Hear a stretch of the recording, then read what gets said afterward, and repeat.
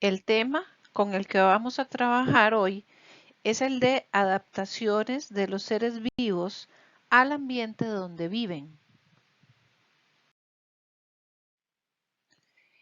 El concepto de adaptación fue introducido por Charles Darwin a través del libro que escribió de la teoría de la selección natural.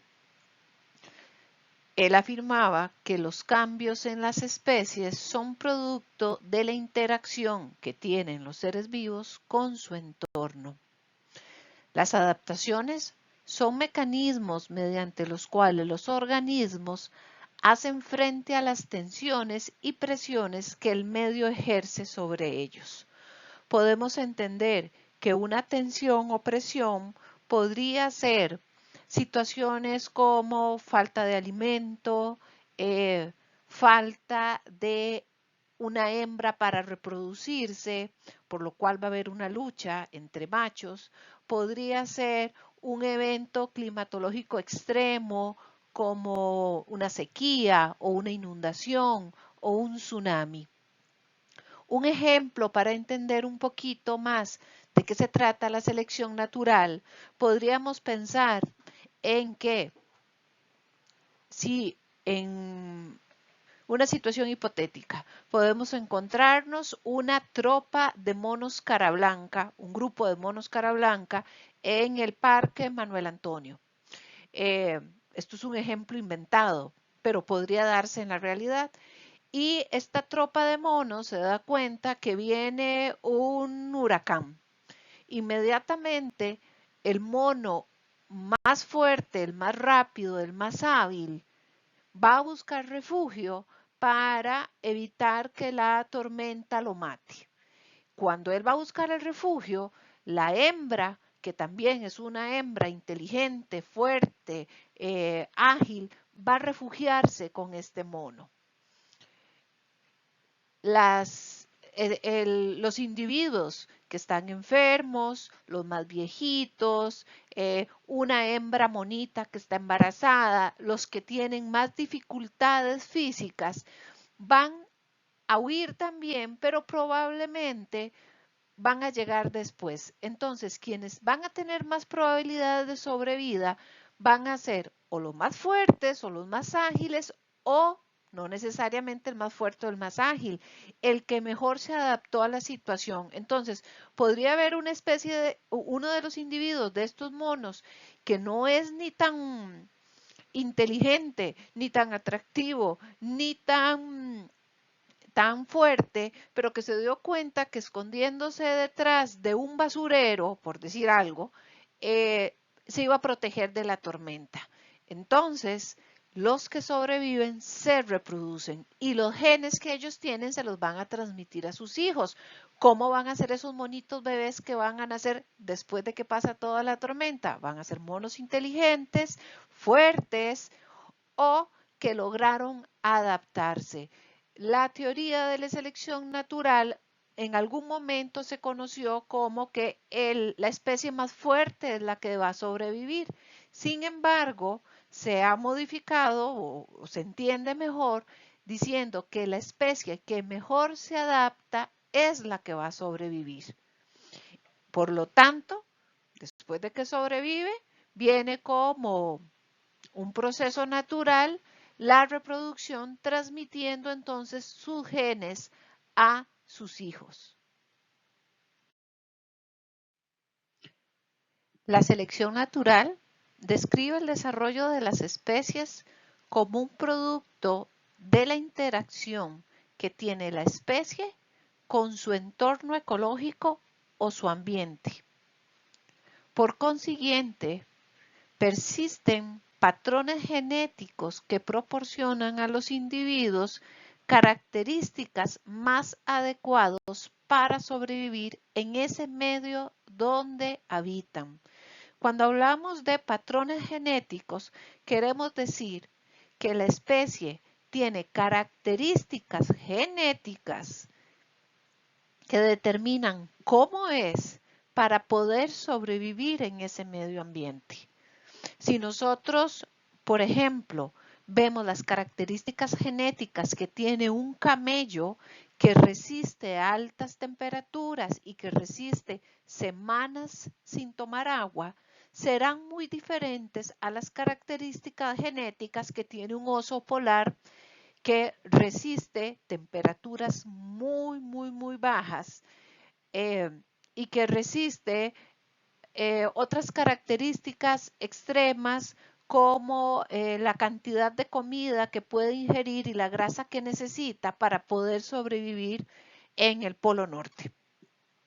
En la imagen que ustedes pueden observar a la derecha de la diapositiva, ustedes pueden ver cómo la familia de los cánidos, que son los perros, los lobos, los felinos, que son los tigres, los gatos, los hiénidos, que son las hienas, y los úrsidos, que son los osos, tuvieron un ancestro en común que vamos a pensar que es algo así como un bisabuelo, tatarabuelo, el cual se encontraba en un ambiente determinado, pero que se fue dando una especiación en diferentes lugares donde se desarrollaron diferentes características y por lo tanto se obtienen después diferentes familias. Aunque tengan el mismo tatarabuelo, evolucionaron de forma diferente.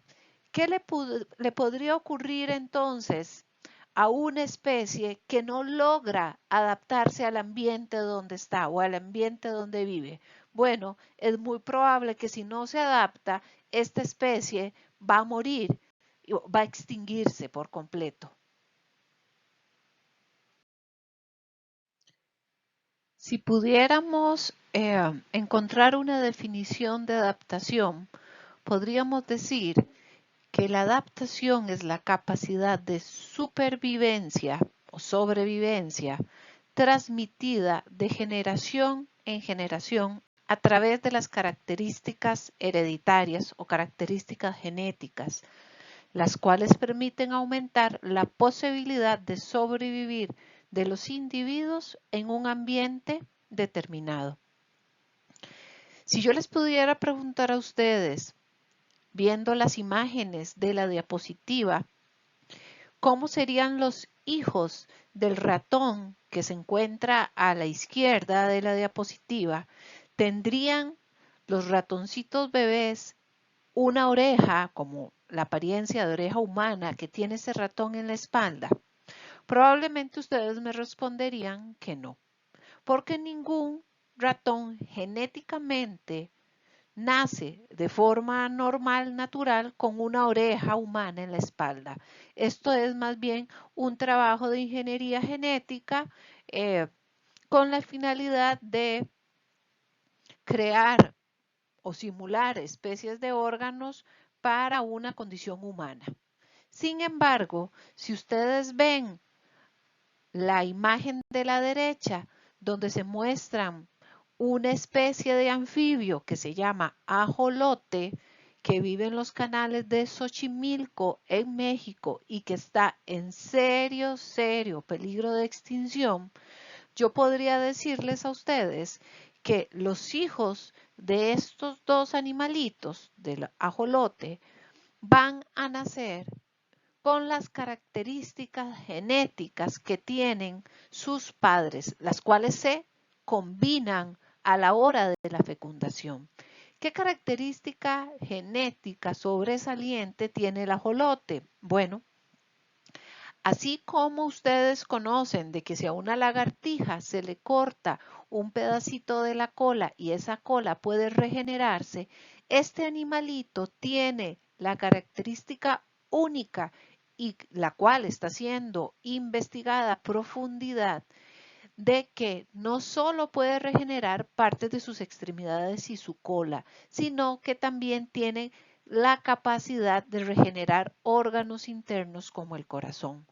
Por lo tanto, es sumamente valioso para la ciencia en cuanto al estudio de cómo podría regenerarse órganos en función de las necesidades de los seres humanos. Alguien que necesite un trasplante de riñón, alguien que necesite un trasplante de corazón, que no haya un donador, pero que las células sí se le puedan regenerar. Entonces, esta especie es sumamente importante en esa línea de investigación.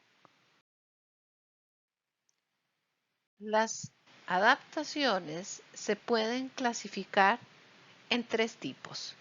Pueden ser morfológicas, fisiológicas o etológicas. Hay que tener claro que las adaptaciones son procesos complejos y muy lentos. La adaptación morfológica también se puede llamar adaptación estructural. Son las adaptaciones que tienen los individuos en sus estructuras, en la forma de su cuerpo, y le permite esta adaptación de la forma de su cuerpo confundirse con el entorno donde ella vive. Vamos a ver 2 tipos de adaptaciones morfológicas. Una se llama el camuflaje y otra se llama el mimetismo. Cuando hablamos de camuflaje, podemos ver en las dos imágenes cómo las serpientes se pueden confundir con el entorno donde ellas viven. La imagen de la izquierda presenta una serpiente cuya coloración es muy semejante al de las hojas secas. Y en la imagen de la derecha vemos una serpiente cuyo patrón de colores es muy parecido al tronco de los árboles.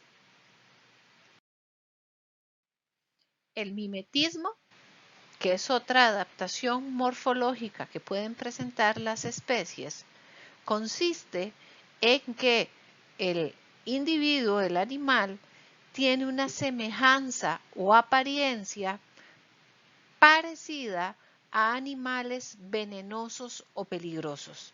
Es decir, un animal que es inofensivo, pero que su apariencia física hace que se confunda con un animal que podría ser venenoso o peligroso. Podemos ver la imagen de la serpiente de coral, que es una serpiente que tenemos casi que en todo el territorio nacional. Hay dos serpientes. La de la izquierda tiene un patrón de coloración que va en el color rojo, amarillo, negro, amarillo. Esta es una coral venenosa. Si ustedes notan el patrón que va rojo con R, A de amarillo, N de negro y A de amarillo, las iniciales de los colores forman la palabra rana. Si ese patrón coincide con esas letras, tienen que recordar siempre que es una serpiente de coral venenosa. Si vemos la serpiente que está a la par, ustedes pueden notar que el patrón de coloración es rojo, negro, amarillo, negro. Las iniciales no forman la palabra rana. Esta es una serpiente de coral falsa, no es venenosa.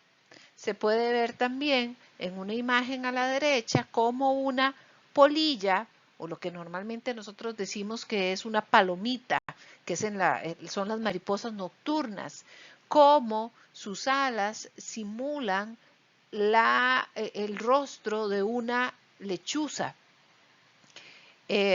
Con esto ella evita que un depredador venga a comérsela. Y podemos ver a la derecha, en la imagen abajo, podemos ver una oruga que la forma de su cuerpo y su coloración dan la impresión de que es la cabeza de una serpiente. De esta manera ella puede evitar los depredadores. El segundo tipo de adaptación que se va a estudiar es el de adaptaciones fisiológicas o funcionales. Cuando nos referimos a adaptaciones fisiológicas, Estamos hablando de las adaptaciones en donde las especies cambian su función. Cuando los organismos alteran su fisiología, la de sus tejidos, sus órganos o su cuerpo en general, para lograr adaptarse. Por ejemplo, algunos animales reducen sus actividades fisiológicas a nivel tal que parecen muertos. Este proceso se conoce como tanatosis. Tenemos como ejemplos de tanatosis la práctica que realizan las zarigüeyas ante la presencia de enemigos. Ellas se hacen las muertas para dejar de ser atractivas por ser un animal que podría estar en un proceso de descomposición para su depredador. Cuando un abejón corre peligro, también deja de funcionar como si estuviera vivo para parecer muerto y evadir el peligro. Dos ejemplos más puede ser el de la rana del sur de Brasil. Estas ranas se tiran de espaldas, cierran los ojos, estiran las extremidades, las piernas, los brazos hasta que el peligro pase. Hay una adaptación fisiológica en un tipo de araña que se llama la araña ladrona, donde el macho se hace pasar por muerto para lograr reproducirse. El proceso generalmente ocurre en que el macho le ofrece a la hembra un insecto envuelto en un tipo de seda. En ocasiones la hembra no está dispuesta a reproducirse e intenta robar el obsequio que le dio el macho. Ella, al robarse el insecto que está envuelto en este tipo de seda, lo que va a hacer es llevárselo a su guarida. Pero el macho, al ver que ella se va a ir con el obsequio y no haber logrado la reproducción, se hace el muerto. La hembra entonces se lleva el insecto que era el regalo y el macho que aparentemente está muerto. Cuando la hembra comienza a alimentarse del obsequio, el macho se vuelve a incorporar e intenta nuevamente reanudar el apareamiento. Dos adaptaciones fisiológicas que debemos de conocer son la hibernación y la estivación. Cuando hablamos de hibernación, estábamos hablando de una adaptación que tienen las especies para lograr sobrevivir a temperaturas muy bajas. La estivación ocurre como una forma de adaptación de las especies, más bien cuando la temperatura es muy alta. En el caso de la hibernación, la especie entra en un estado letárgico, baja su temperatura corporal. Ellos son de sangre caliente, pero en ese momento su metabolismo es un metabolismo muy básico, es un metabolismo basal que les permite bajar los latidos del corazón, bajar la respiración, pero no morir. En el caso de la estivación, también que podría ocurrir principalmente en reptiles, es una forma entonces que tienen los reptiles de enfrentar las altas temperaturas. Ellas también van a entrar en un estado letárgico, es como un estado de pereza, donde se bajan sus funciones metabólicas. Y normalmente las especies que entran en estivación hacen alguna especie de cueva en barro húmedo para que este barro las proteja de la deshidratación. El tercer tipo de adaptación se conoce como adaptación conductual o etológica. Implican modificaciones en la conducta del organismo por distintas causas para asegurar la supervivencia y la reproducción. Dentro de las adaptaciones de conducta podemos reconocer el cortejo o galanteo como una de ellas.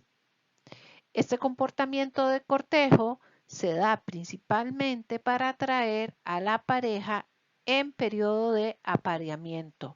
son rituales donde se exhiben características físicas, donde se hacen sonidos o se dan regalos para atraer a la hembra. Por ejemplo, en las aves se puede ver en la imagen de la izquierda una fragata. Esta especie de ave, el macho, infla su pliegue guliar, el cual es rojo, poderosamente llamativo, para que las hembras se sientan atraídas. La hembra que ve al macho con su pliegue guliar más rojo y más grande será el que escoja para su reproducción. En el caso de los sonidos, nos estamos refiriendo al canto de las aves para atraer a la hembra. Y en el caso de los regalos, se está hablando de que una especie como la de los pingüinos, el macho consigue las piedras más bonitas para poder construir el nido.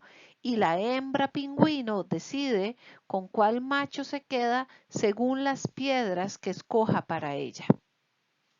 Otra adaptación conductual es la migración.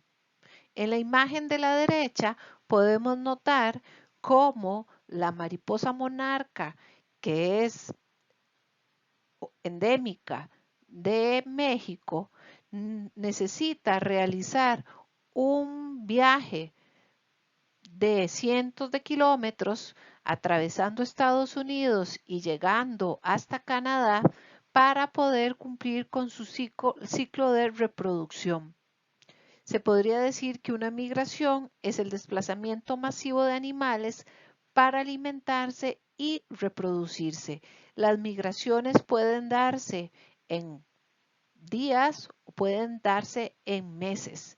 Hay animales, por ejemplo, en el desierto del Serengeti, como los ñus o las gacelas, que hacen migraciones atravesando ríos y buscando lugares donde hay más disponibilidad de recurso alimenticio para poder procrear y tener las crías en ese lugar en determinada época del año. Hasta el momento hemos logrado comprender que los seres vivos se van adaptando y van evolucionando en el ambiente donde ellos se encuentran y que estas características o estas adaptaciones las van a heredar a sus hijos, a su descendencia, a su prole. Los seres humanos también han ido adaptándose. Hay adaptaciones que van a ser de determinada forma según donde se encuentre el ser humano. Podríamos hablar entonces que el lugar donde se desarrolla el ser humano o cualquier especie vegetal o animal es el hábitat. El hábitat es el lugar donde viven las especies y pueden ser un hábitat acuático, terrestre o aéreo. El hábitat acuático puede ser de agua dulce, como lo es un río, un lago, un riachuelo, una catarata. El agua salada, que estamos hablando del agua del mar, como podría ser un arrecife de coral, que es de agua de mar en una zona tropical, o podríamos hablar de agua salobre, que es una combinación de agua dulce con agua salada, que es lo que conocemos nosotros como los esteros, donde hay especies específicas, por ejemplo, de peces, que solo pueden sobrevivir en aguas salobres. El ambiente terrestre es el ambiente conocido por todos nosotros, que es de la tierra firme, sean montañas, valles, planicies, o el ambiente aéreo, que estamos hablando de que es un ambiente momentáneo, porque las especies vuelan y están cierto tiempo en el aire, pero luego tienen que volver al ambiente terrestre. En esta diapositiva ustedes pueden observar dos especies de reptiles diferentes.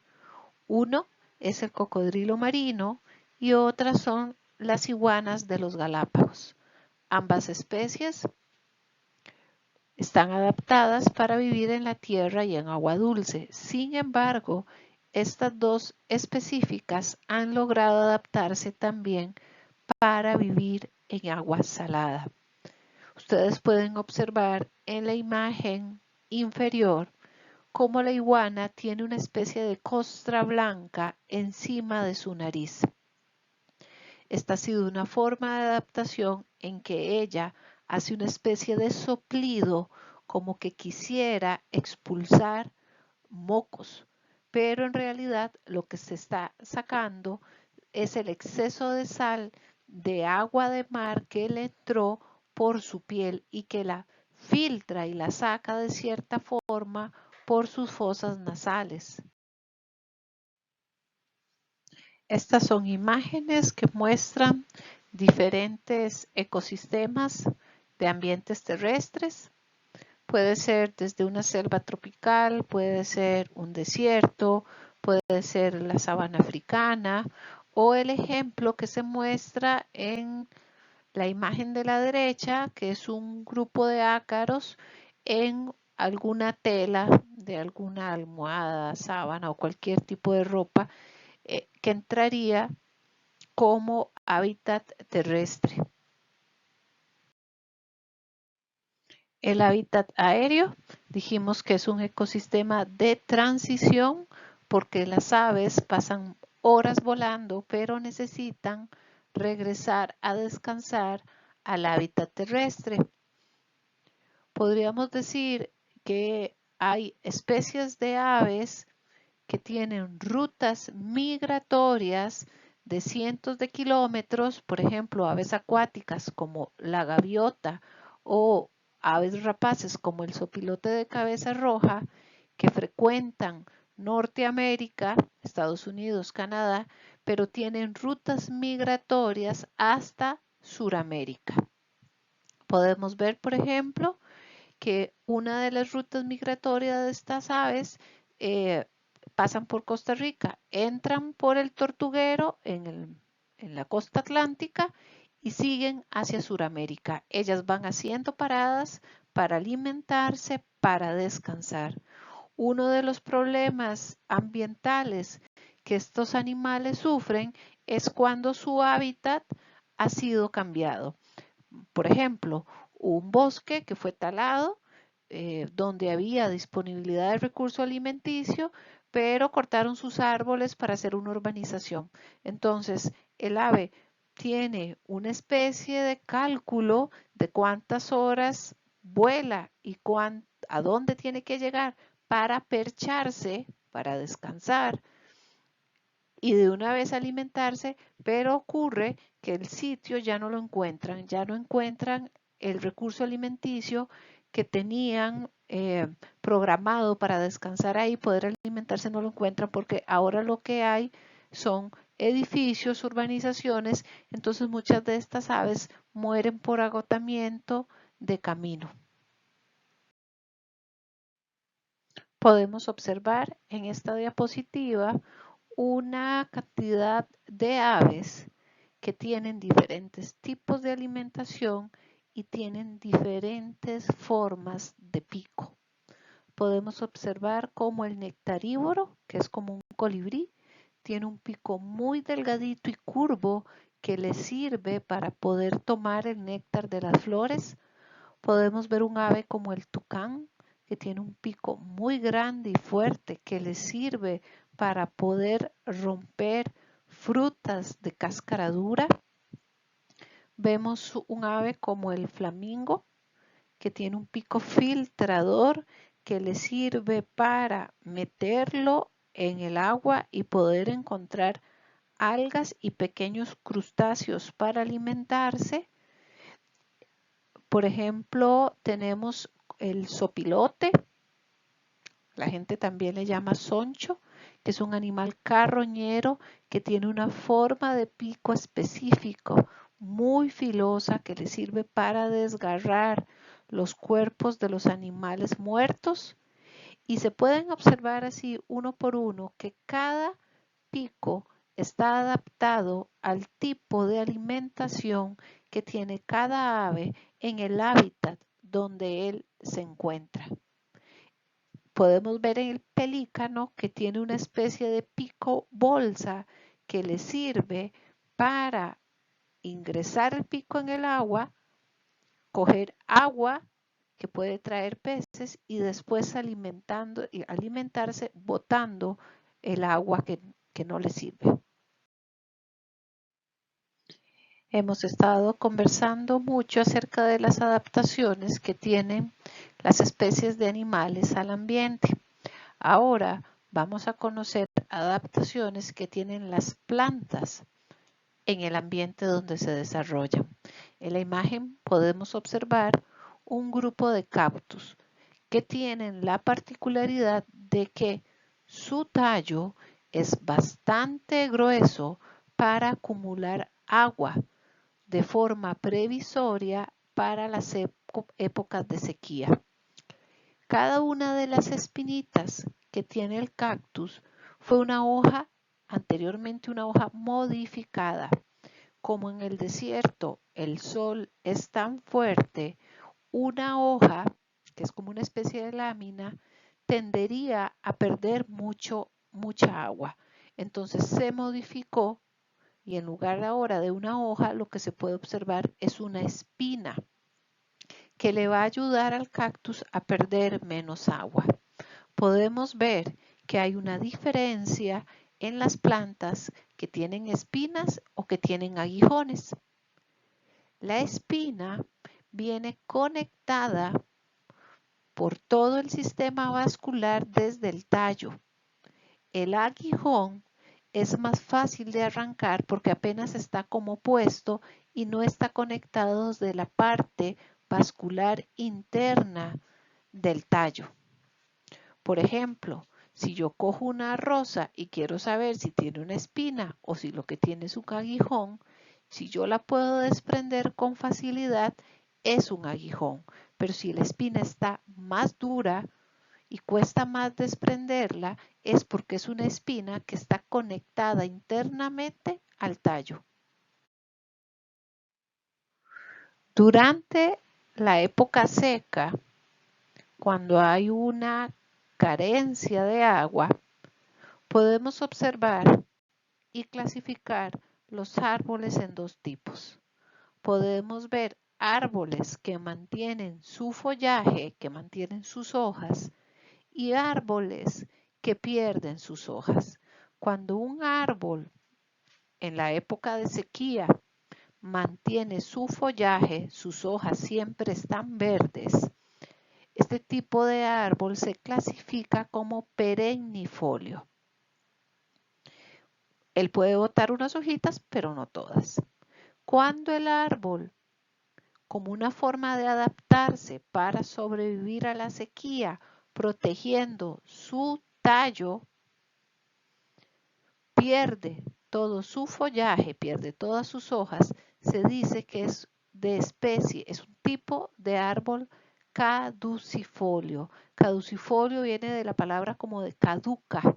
Algo que caducó es algo como viejo, algo que se perdió. Ok, los caducifolios entonces pierden su follaje. De esta manera el líquido, el agua, va a quedarse en su tallo para que él, después de que pase la época seca y con las primeras lluvias, nuevamente empiecen a retoñar sus hojas. La cebolla tiene una adaptación de su tallo. Este se llama un bulbo. Es lo que normalmente nosotros consumimos. Si ustedes observan, las hojas de la cebolla son las verdes. La cebolla tiene una parte donde tiene pequeñas raíces blancas y la parte que consumimos es el tallo. Se modificó de forma tal que tenga sustancias de reserva para que cuando sus hojas se sequen, en ella tenga suficientes nutrientes para que la planta pudiera sobrevivir. En general, lo que consumimos es el tallo modificado en un bulbo, aunque hay personas que también consumen las hojas de la cebolla o lo que le llaman el cebollín. En la siguiente diapositiva podemos observar cómo las plantas han logrado adaptaciones a los ambientes acuáticos. Podemos observar plantas acuáticas flotantes y plantas acuáticas sumergidas y las diferentes características que ellas tienen.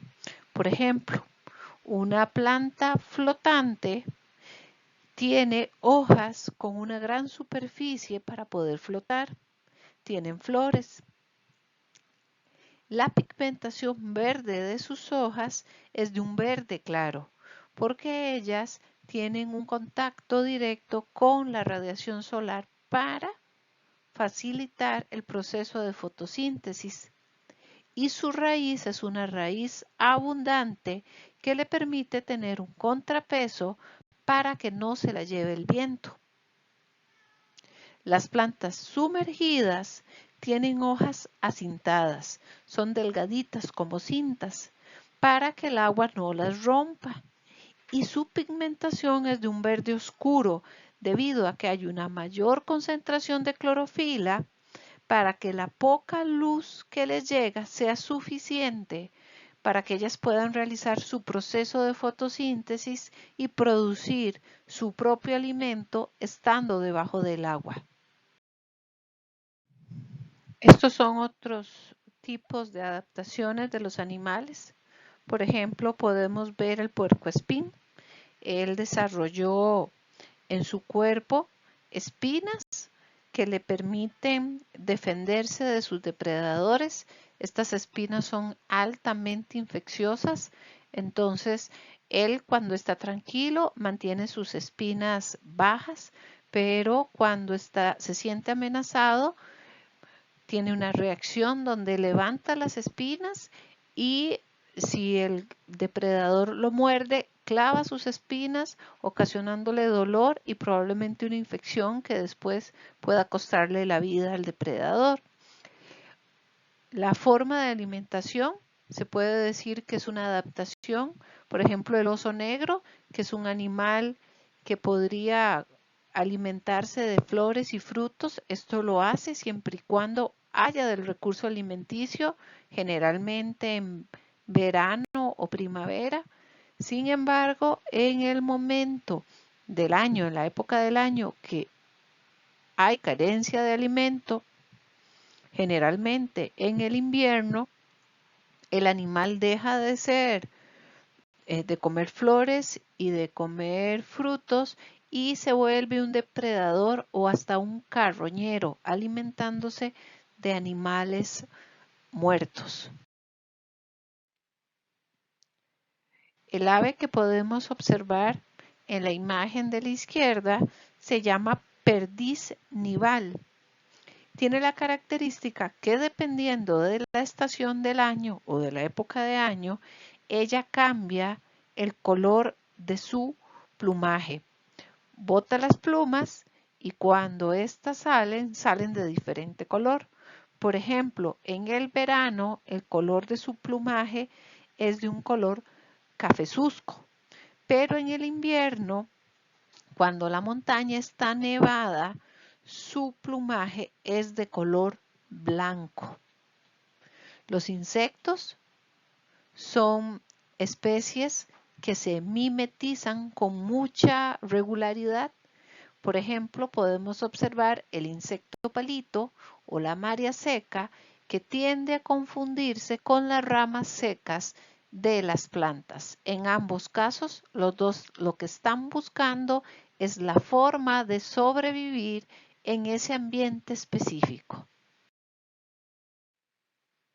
Como les mencioné anteriormente, los seres humanos también tenemos adaptaciones. Los seres humanos han logrado sobrevivir con éxito en casi todas las zonas del planeta, desde desiertos con temperaturas superiores a los 35 grados centígrados hasta zonas extremadamente frías, como en el Polo Norte, que puede llegar hasta menos 45 grados centígrados. Pero para lograr eso ha tenido que adaptarse. Las casas y la ropa que se utiliza en un lugar extremadamente frío es muy diferente a la ropa que podemos usar nosotros en la provincia de Alajuela. De esta forma, no solo la forma de vestir, la forma de alimentarse, la forma de vivir, sino ciertas características hacen, por ejemplo, que en el clima frío puede ser que la persona o el ser humano tienda a ser más bajo y robusto, como los esquimales, mientras que en un clima cálido se pueda desarrollar un cuerpo más largo y delgado, como los etíopes. Algún tipo de adaptación que ocurre cuando una persona está en una zona fría es, por ejemplo, que uno puede empezar a temblar, titiran los dientes, o en el calor, que uno más bien empieza a sudar, pero el cuerpo va a tener una reacción ante ese ambiente, lo que vamos a clasificar como una adaptación. La cultura de cada región se ve afectada también por el ambiente donde esa población se desarrolla. La forma de vestir es una manera que tienen los seres humanos de adaptarse a su ambiente. En esta imagen podemos observar cómo dos mujeres representantes del pueblo andino utilizan ropa gruesa de lana para poder resguardarse del frío.